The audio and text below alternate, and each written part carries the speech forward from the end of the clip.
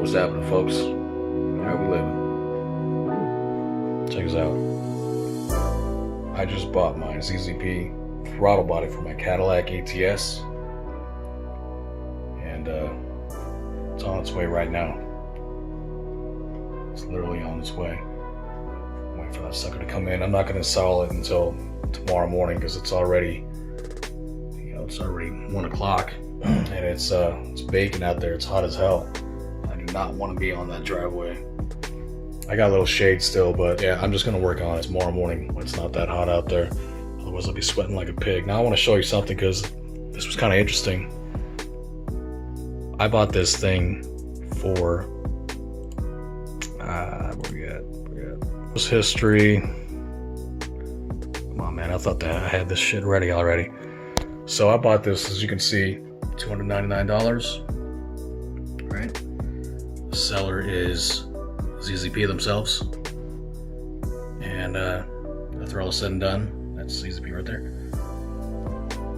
$345 out the door, and literally, I believe it was the next day, that same thing went for $1,299. It's the same thing for from Zzp. Now, obviously, it's got to be some kind of a typo. And I was thinking, hey, you know what? It comes in, I should post this and tell everybody, hey, I can save you $500 and you can buy this for only $800. Of course, I won't do that. Obviously, it's a typo because if you look at their website, they still got it for $289 as opposed to $299 on eBay. The reason why I didn't buy from the website was because that day when I purchased it, it was out of stock. It was only the throttle body itself that was available. The kit was not available during that time. So when I went on eBay, I saw that they had 2 in stock. So I went and purchased over there. And then I kind of got a little anxiety after that because 3 days go by. I purchased it on a Wednesday, Tuesday or Wednesday, whatever. And then Saturday goes by, and I noticed it hasn't even been shipped yet.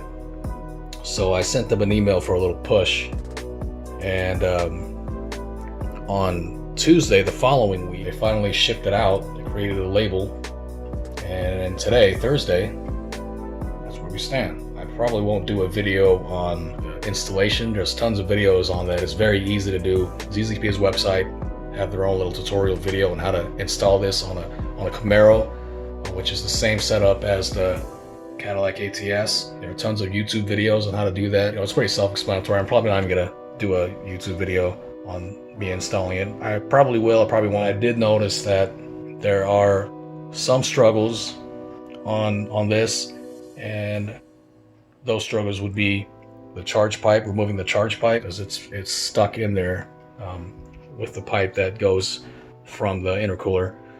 It's stuck on there pretty good. And then removing the map sensor. And I noticed that other people, when they remove their map sensor from the same car, they have no problems. The lock slides out. You will have problems with removing the map sensor if it hasn't been removed in a long time. Yeah, other mods that I have done to this car, I'll up here in a second,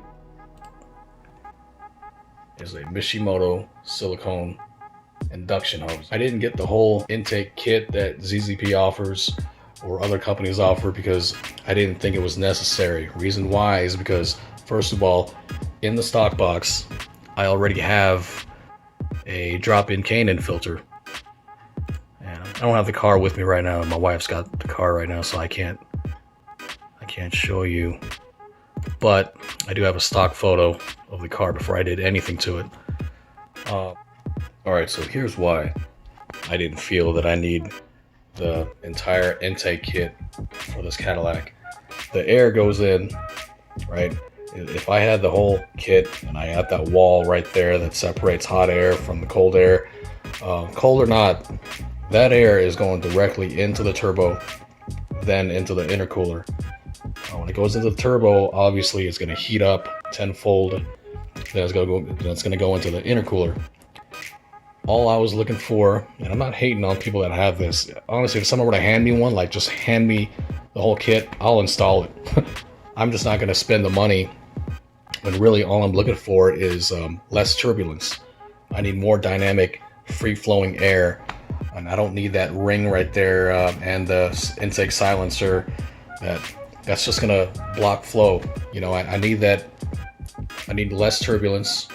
I need to eliminate as much turbulence as I can and get that free-flowing air. That's all I was looking for.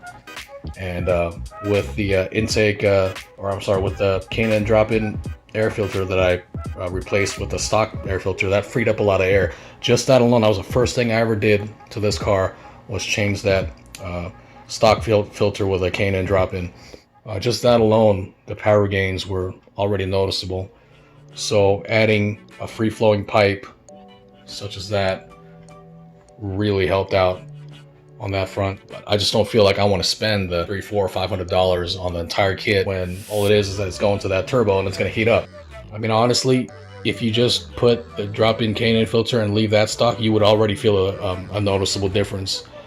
And then if you switch that off with this, you feel a better difference.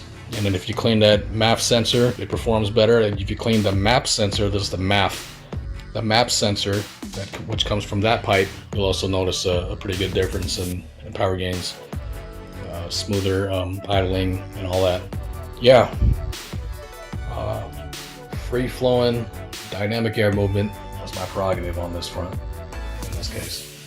I don't know if you can see it, but I installed a lip. It's the rubber one from Zzp, I think is what it's called.